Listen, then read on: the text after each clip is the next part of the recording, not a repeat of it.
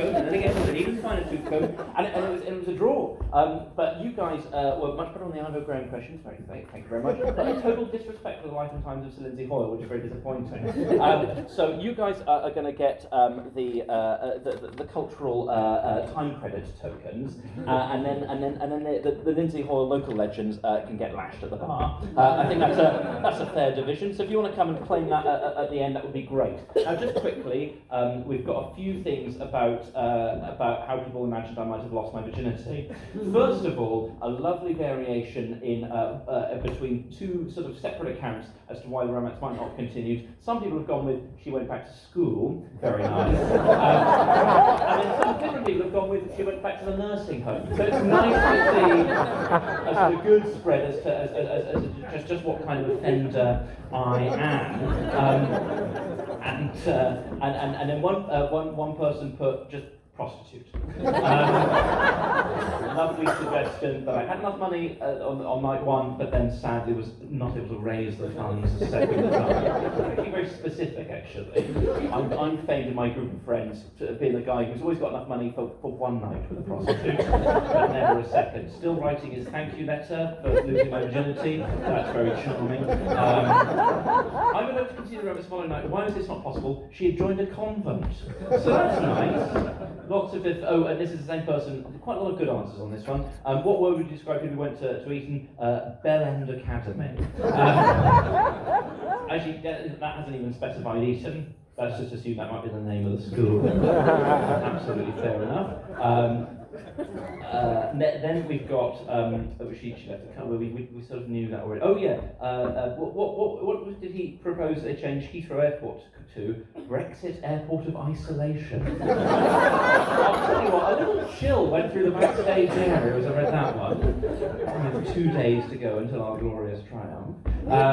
So there we go. And then this is proposing a slightly different sort of political agenda. What did Lizzie Hill propose they change the name of the airport to? London Bias Plane Centre. Fair enough. I didn't come here to work the north-south divide too much. I came to own up to past mistakes and also show deference by preparing a 5-question quiz about your, well, as it turns out, very few of your local MPs. But no, you're right. What I've actually come to do is really ram home the fact that London's better, and that's why Heathrow is basically known as the London Bias Plane Centre. Quite right too. Why did the romance not continue the following night? Lack of interest. Lovely stuff. It doesn't specify whether that's sort of interest from her or interest as in, again, financially. Eton brackets upper middle class wankers. Very specific. It's upper class from birth or upper middle class from financial services. I'd love to clarify this. What did I omit here from the stage in his last visit to Chorley? He's not a wool. What does that mean? What does he's not a wool mean? No one will clarify what that means, or even are not having. Who wrote he's not a wool? They've left. Fair enough. There's a lack of interest. He's not a wool. Is wool something to do with like a woolly bag? Yeah. Is it definitely so wool? Yeah. What? Is it definitely so wool? Yeah, definitely. How dare you?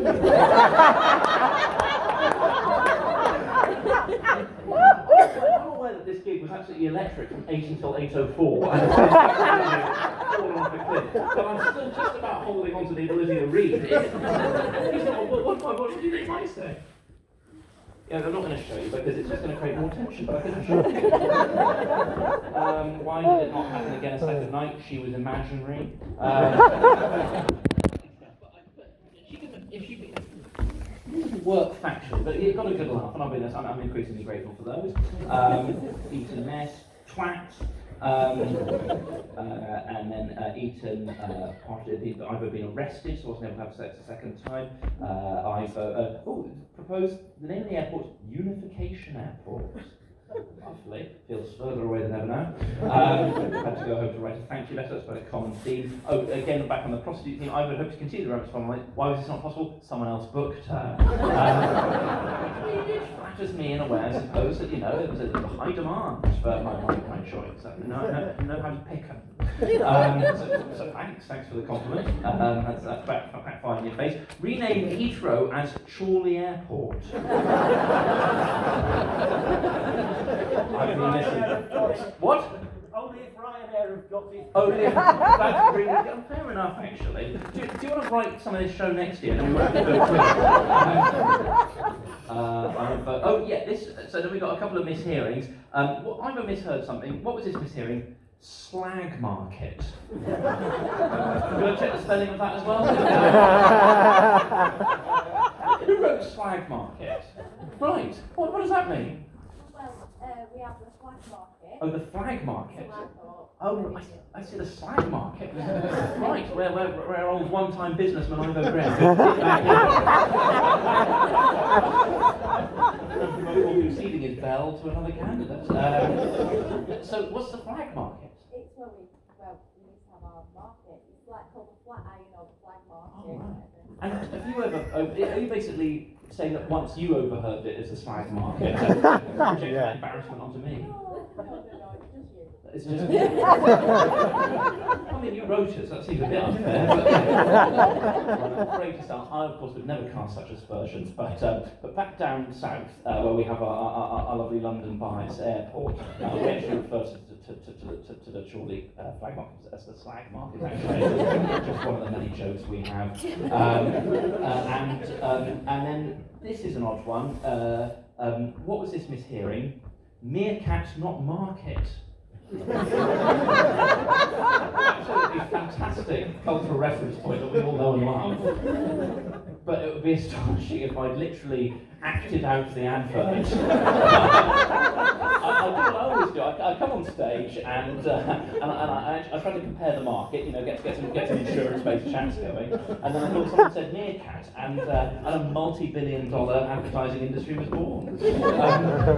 So listen, I think we can all agree that the recap of people's answers was nearly as unsuccessful as the quiz itself. We've got some tokens for people to collect at the end. I'll just administer that. I'll just cross that bridge and it turns out so many other bridges later on. Back in autumn 2018, my last visit to Chorley to perform a stand-up comedy show to a smaller but kinder audience. And of course, check out the slag market. It was when we were prepping. Obviously, we were prepping for the arrival of our daughter. We were going to a lot of classes. We were telling our friends how good it was to go to these antenatal classes because it meant that we could meet other parents-to-be. And we frequently say very pompous things like, "Oh, it's great because you meet other parents-to-be and they're more prepared than you are." That's actually quite useful and instructive. You don't actually mean that, obviously. What you mean is you want to meet parents-to-be who are much less prepared than you are because that makes you feel smug by comparison. You essentially want to go, "I feel completely emotionally or administratively on top of this, but that man's going to drop his baby." I don't want to be the biggest dunce in the room. And it was always the men that I judged in these classes, and not because of their levels of preparation or intelligence, but more, and this is a classic thing about a certain kind of middle-aged man, the topics they thought worth volunteering in our quite sort of narrow slices of group chat. So I'll give you an example. We had one class which was quite close to everyone's due date, so obviously it was getting a little bit tense. And the instructor said, "Now, what do you think the main thing you need to remember when it comes to the big day is?" And one dad hand shot him immediately and said, "Change for the car park." I thought, that's not the main thing you need to remember when it comes to the birth of your firstborn. But you're not allowed to say that, obviously, because it's a mutually supportive environment. So instead, everyone just dives to their notepads and like, "Oh yeah, change for the car park." I'm not writing that down. I've got a moleskin notepad. No mole died in vain, so I can write "change for the car park" on its hide. And we're definitely lucky I didn't, because then another dad put in the sand and said, "Actually, the hospital car parking machines, they take card now." Well, this was a twist nobody was ready for. Everyone diving back to their notepads, crossing it out. Stupid. We weren't done there.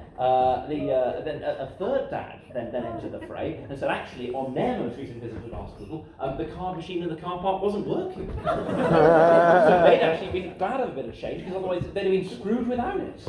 Let the cat meet the pigeons. It was a twist after twist after twist. Obviously, Dad won, then he then re-enters the fray with renewed confidence. He says, yeah. And also, you might need change, for the vending machines.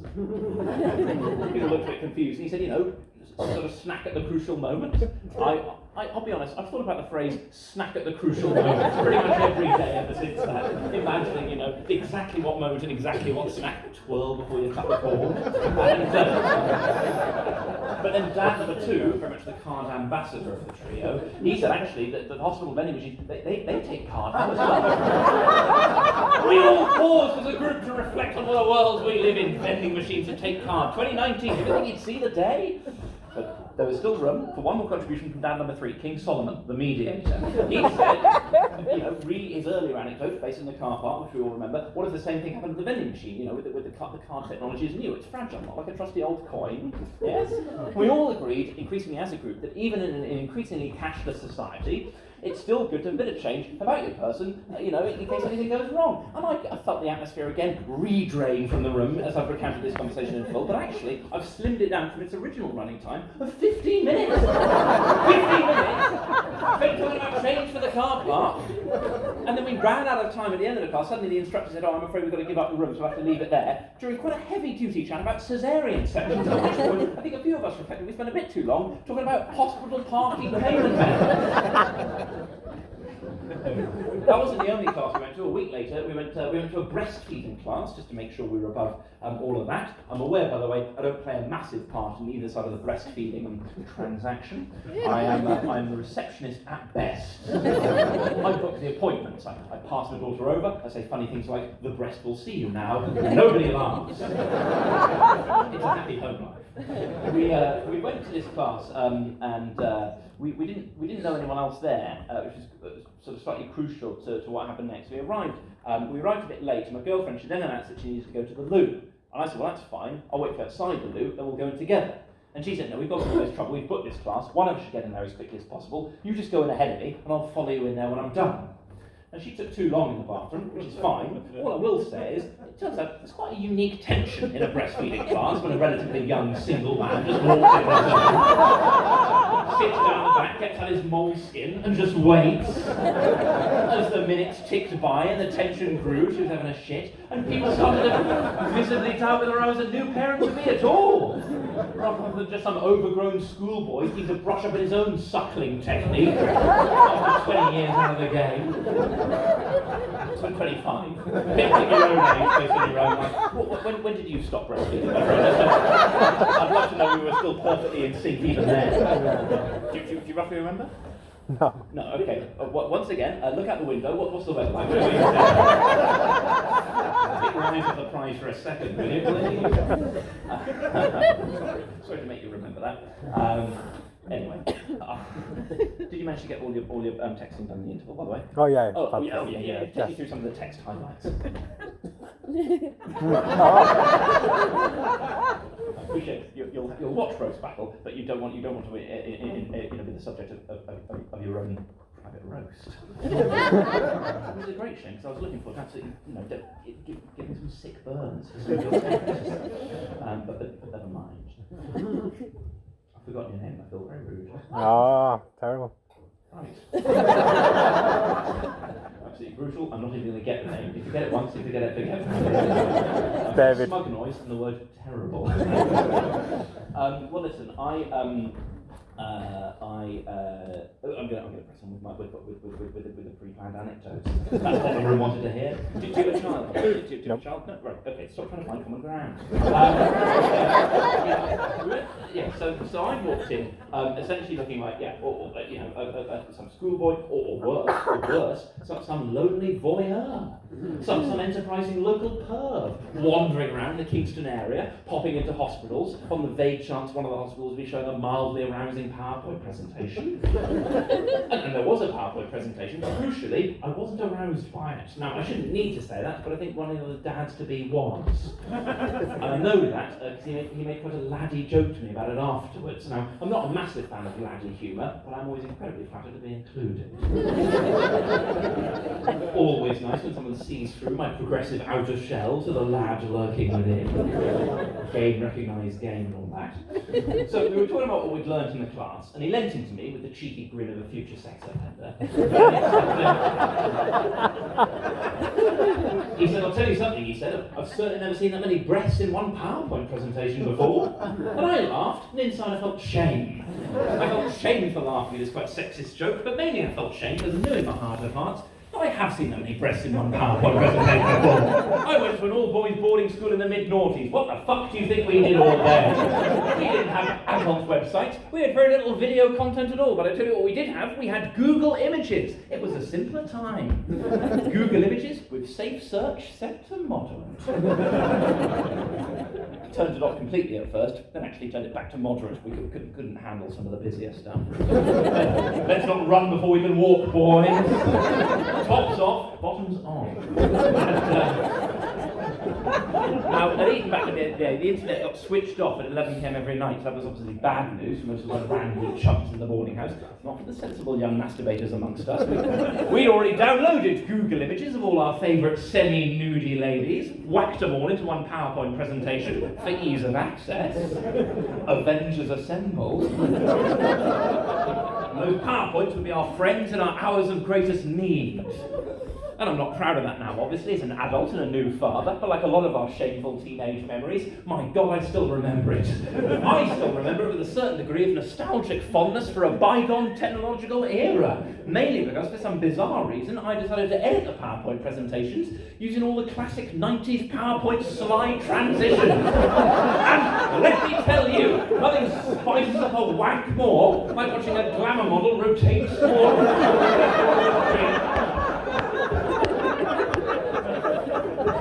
watching Lucy Pinder dissolve for another day, along with a word art I tastefully applied to her bikini line. I do apologise, by the way. I'm aware it's a little bit grubby, obviously, telling jokes about wanking when you're a new dad. I'll tell you it's even grubbier, wanking when you're a new dad. That's a real low point. The first time you cross that sorry little Rubicon. And I'm sorry to be the ghost of Christmas future for any non-parents in the house, but I'm afraid to say, very much still happens.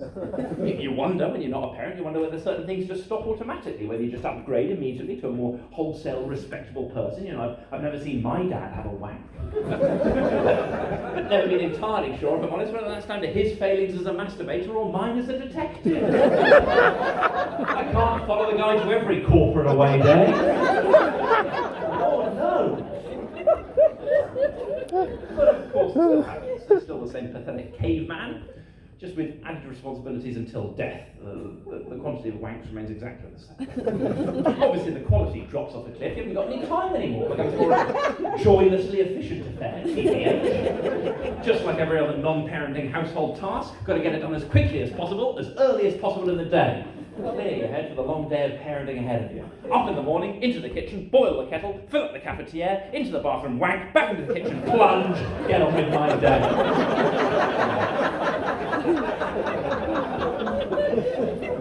Bit of stand-up comedy about masturbation, so inspiring that this young man started doing up his shoelaces halfway through the either the most complimentary or insulting thing that's ever happened. I really enjoyed it. No offence, it beats texting. At least, you know, there's a practical purpose. Anyone else want to do up their shoelaces at this point? Absolutely gutting for you. You're all right? You're absolutely fine. When do you think the lace became loose?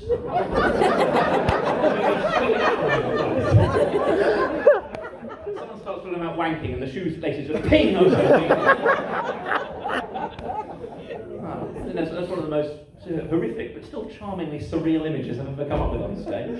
I'm not sure you could build an entire cartoon around it, but it's a lovely thought anyway. Lost your virginity? That's incredibly modest of you to admit it. How old are you? 15. That's absolutely wait, you've got 6 years, mate. You know the rule. 21 years, 10 months. Okay? You want to walk in the footsteps of your heroes. That's exactly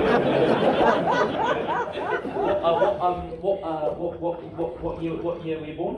2004. Jesus When I Christ. started comedy, I was 18 years old, and I made a lot of sort of progress because I think I was quite a young comedian. And I would say that I was born in 1990, and back then in like 2008, people would go, "What? That's not a year." And I go, "Come on, guys, you know, we all grow up."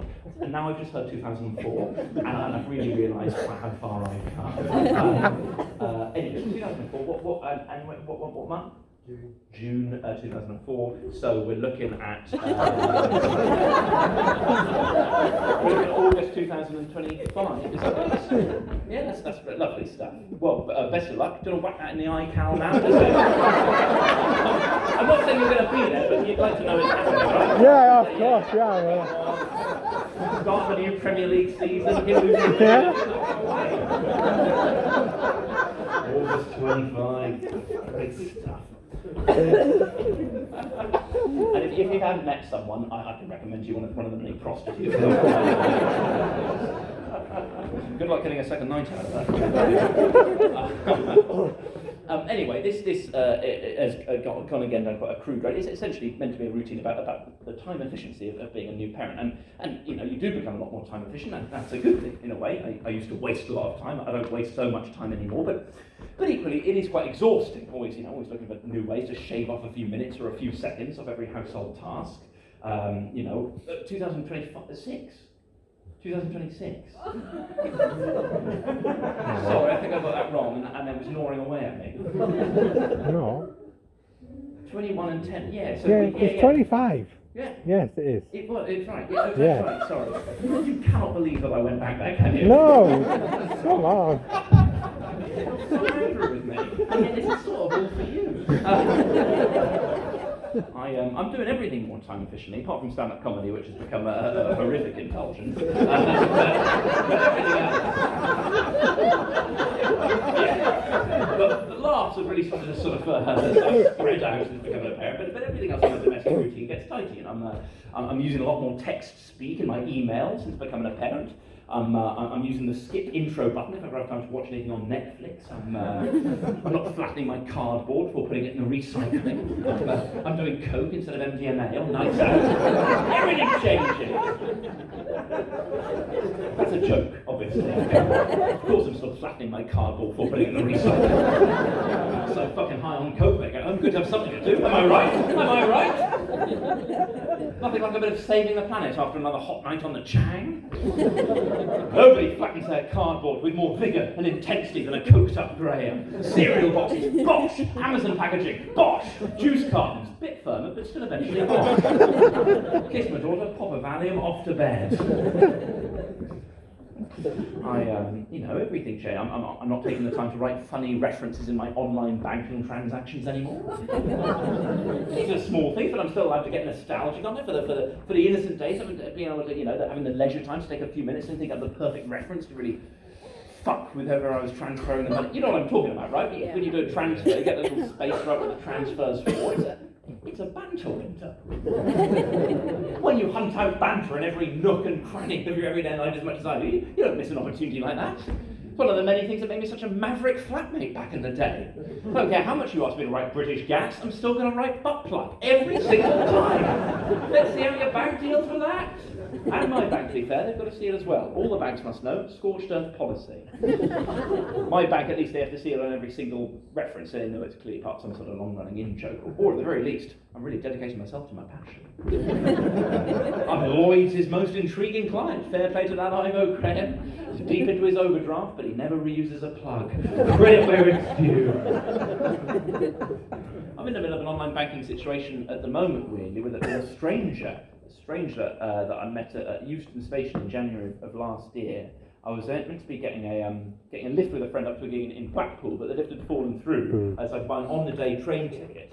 This was quite expensive, and even worse, I realised once I arrived at the station, this was just before my rail card had arrived as well. Guttingly, it was an FPFU, full price fuck up.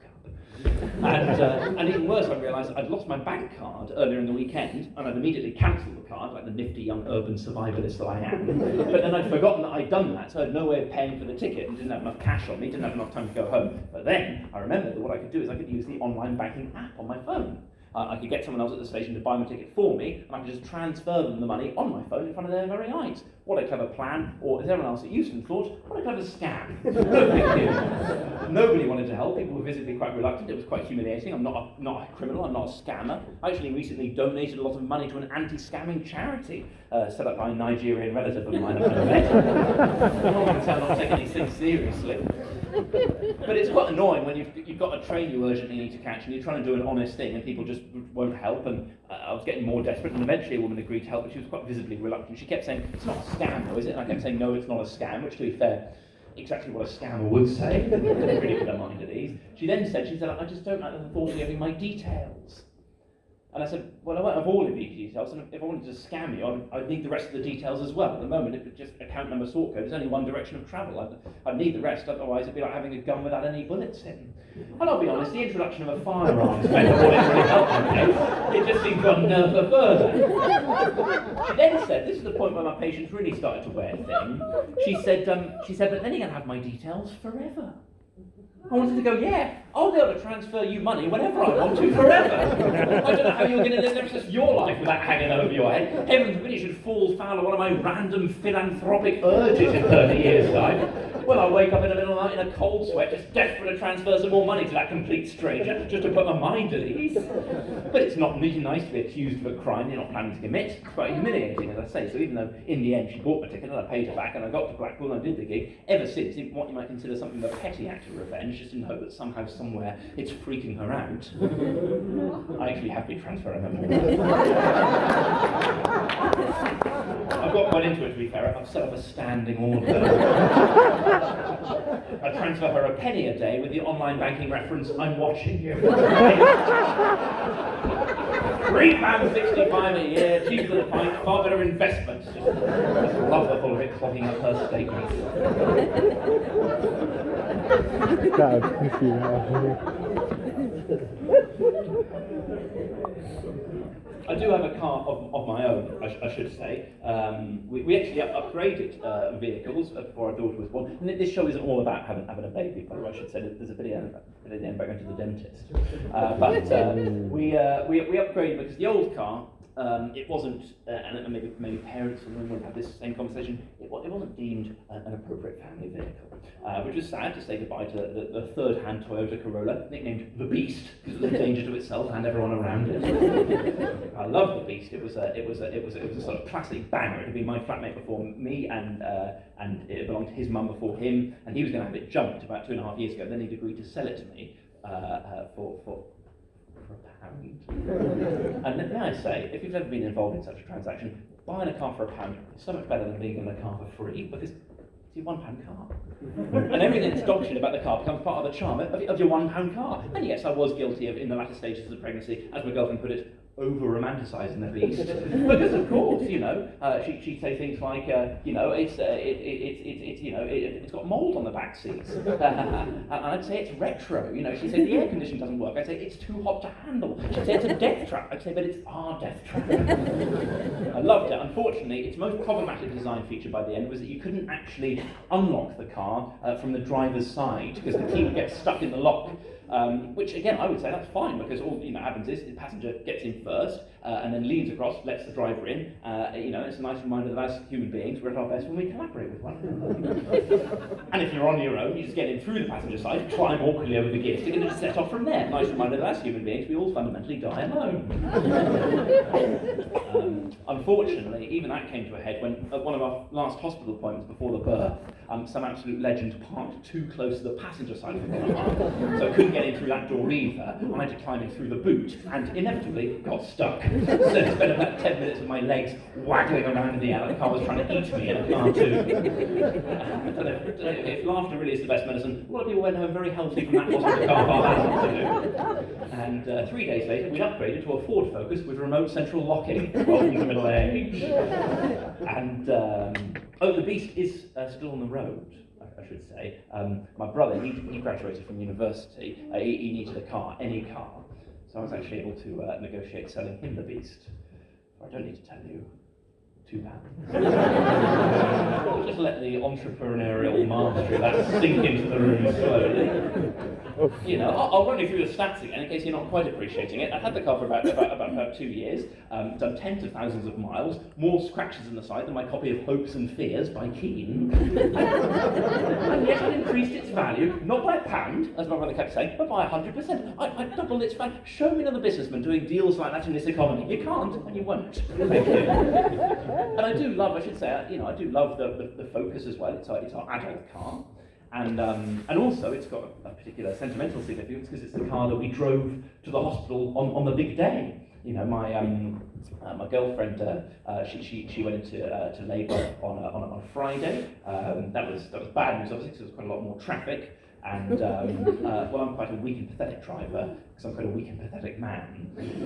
And there was one point we were approaching one of South West London's most notorious level crossings, Chorley Level Crossing it's called. And I don't say this very much, but that deserved a fuck of a lot more. Chorley Level, never mind. We're pretty much to the most. Sorry, don't say it again. That's rarely a tactic for getting more laughs. Grind them down, Graham. Grind them down. I guess it did in July 2012. I'm on a bit of a deserved more run of form, actually. So we're approaching this one of South West London's most notorious level crossings, and I slowed down to let another car come in ahead of us out of a side street, even though it was actually our right of way. That car was then the last car to cross the level crossing before the barriers went down for 10 minutes.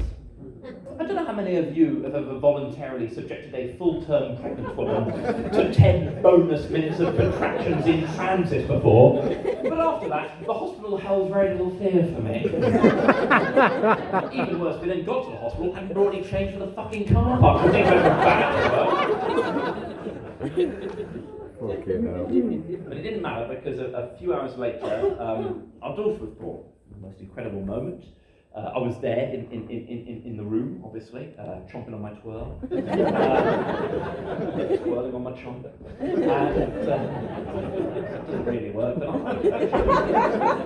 that's not me saying deserved more, but I must make it very clear there's a difference between deserved more and deserved exactly as little as it got, but I'm happy, which also isn't really what you guys need to hear.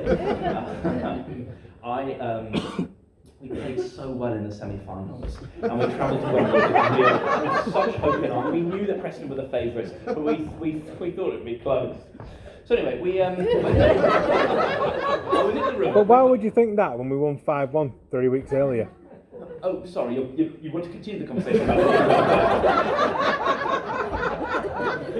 So you knew it was a fait accompli because of the success in the semis.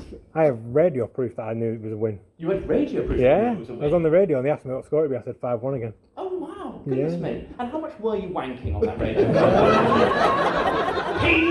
And just learned more laughs than anything's ever got in any company.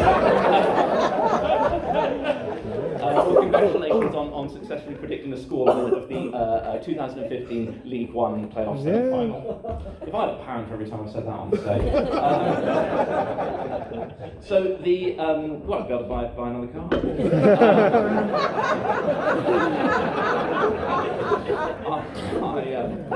So I was in the room, and I keep saying this as if it's some thrillingly novel idea. I was in the room for the birth of my daughter. I had a front row seat. Now, you don't have to have a front row seat. I'd actually read a sort of dad book about this in advance, which had dressed it up in charmingly euphemistic language. It said when it comes to the moment, you can either have a front row seat or you can go up in the gods. Lovely little flourish. I thought, probably up in the gods then. If it's allowed, if it's approved by the book, I'll go up in the gods. I'm not saying I can't handle a piece of difficult theatre. Of course I can. It's just sometimes you watch a play so intense, it's then very difficult to watch the same actors in anything else. E.g. a rom-com. So up in the gods, binoculars in the bin. But then my mistake was, and then popped down to the front row to buy myself an ice cream because the play started early. Which is lucky anyway, because some of the people up in the gods didn't even get quiz sheets apparently, and I do apologise. I wasn't thinking so sorry. I've quite confusingly mixed the narrative of my daughter's birth and the real apology for the Chorley quiz there. I must stress there were people doing a shoddily made homemade quiz at the birth of my daughter about Lindsay Hoyle. Don't get me wrong, I was chatting about Lindsay Hoyle throughout the process to generally calm everyone down, but no more than that. So I was there, and then and also I don't want to be crude about something as magical as the birth of a child. Obviously, it was amazing to be there, and then seconds later, be holding my daughter and feeling all these new emotions that you've never felt. All the cliches of truth, it's sort of rushing through you. But then suddenly you've got admin, well, you've got decisions to make. Can't get consumed with the love. Got to decide, things that you've been talking about, like the naming. We talked about names obviously for months. We haven't made a final decision. We thought we'd wait until the day. We'd gone to a lot of trouble. We both downloaded an app for our phones. There's an app for everything. Naming a child is no different. It's called Baby Name. And what the app does, you both have it on your phones, and it fires a long list of names at you. And what you do is you go left. You may recognise the mechanism. You go left on the names you like, and you go right on the names you don't like. And then once you both go left, I'll go into your list of approved. You go to the match list of your mutually approved names. It's a useful, if massively clinical and depressing system. Presumably designed, I imagine, for people who weren't entirely sure they were ready to have a baby, kind of miss being single, and sort of want to keep up the swiping on the side. Just for the memory of the action alone is nice. It's presumably a little bit confusing when you swipe left on a Rachel, you get a little ping, that hit of dopamine from back in the day. Oh, great, I'm going to fuck Rachel. Oh, no, it's my daughter. I've got a name in the bin because of my failure to compartmentalise. We got to obviously tell our family, so you have to tell your family, and our family was so excited for us. That's a lovely thing to get to share. There had been a few ripples of consternation earlier on in the pregnancy about the fact that my daughter was going to be born out of wedlock. Which wasn't the initial plan. We got engaged, and then we started trying. Basically, I didn't really back myself fertility-wise, but it turns out I'm a lot better at planting flowers than I am at choosing them. So long story short, we've had a bastard, and that's what a beautiful bastard she is. I'm not a bastard myself, but it feels absolutely titillating to have brought one into the world, I can tell you. But it won't surprise you to learn there aren't a lot of bastards in the Graham family. My uncle James, an absolute bastard to play bridge with, but that's a separate issue. They haven't encountered a lot of out-of-wedlock children, apart from the Archers, and even that is used as evidence that Anne Bridge is losing its way. Get those Radio 4 heads back after all the wanking here.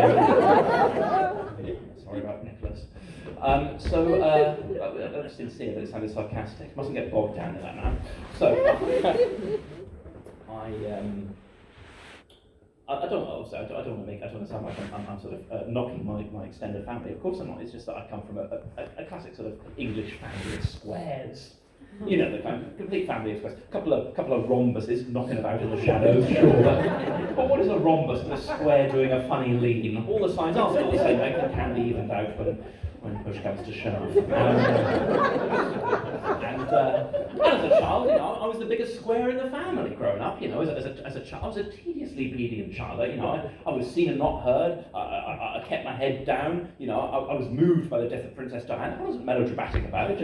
Just logged on and signed Lindsay's petition. And as a teenager, again, I wasn't a rebel as a teenager. Again, I went to school. I was a swot. I worked hard. I didn't go out. I didn't drink. I didn't take drugs. I was always very happy to go in goal. And it's only really been in the third decade of my life that I've started making a few choices which members of my family refer to with charming British euphemism as quite modern. I know what you mean, Grandma. Modern, referring to my life choices as modern, and it's then we describe a dog shitting on the carpet as quite spirited. You're disapproving, but you're pushing it down. I know your tactics, Grandma. I'm sorry if you can't handle it. Give me my HMV vouchers and go home. Lovely woman, lovely shop. But as I say, it's not to show disrespect if you have those same family values, or indeed those same religious values. That's what it's based on a lot of time. Religion. I'm not as religious as I used to be. I was very religious as a teenager. I respect it. Still. I think one thing we can all agree on, whether you're religious or you're atheist or anywhere in between, is that if there is a God and there is to be any sort of glorious second coming, kind of got to be quite soon. Is that fair to say? So we've sort of politically and environmentally, we've really entered the business end of the season. Come on, God, I don't know what your definition definition of benevolence is. Mine wasn't Nigel Farage and Galway girl in the same lifetime. Come on, back. Freeze a couple of the ice caps, steer the next major election in a slightly less fascist enabling direction. If God even is left-wing, which I'm starting to doubt. I mean, look at the evidence. He's an old white guy. Old white guy, needlessly vengeful, likes to kill people just to prove a point. What part of any of that says Lib Dem to you? It's a floating lump of Sky Gammon. That's what our God is. That's the end of the Brexit God section of the show, so many people are relieved to hear. Yeah. I don't tend to talk about politics online, or indeed in my stand-up, because I don't think people obviously really want to hear about it on a night out, and I don't really feel I've got the authority to. I have started to worry a bit more about the state of the world since having a baby, even though I sort of hate myself even for saying that, because that's exactly the sort of smug new parent bullshit that I hated when I didn't have a kid, and then friends of mine would, and they'd start saying things like that and start talking about how they had things like, one of my least favourite phrases of all time, a stake in the future. Just feel the smugness, feel the stake. I guess since having a kid, I guess I've just got a bit more of a stake in the future, really. I started to realise that the planet's something we actually pass down from generation to generation, like sickle cell anemia or a Patek Philippe. I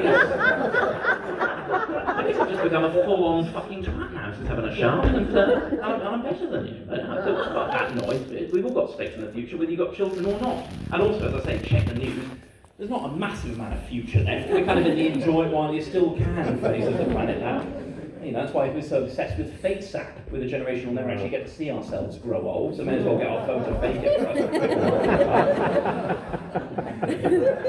us.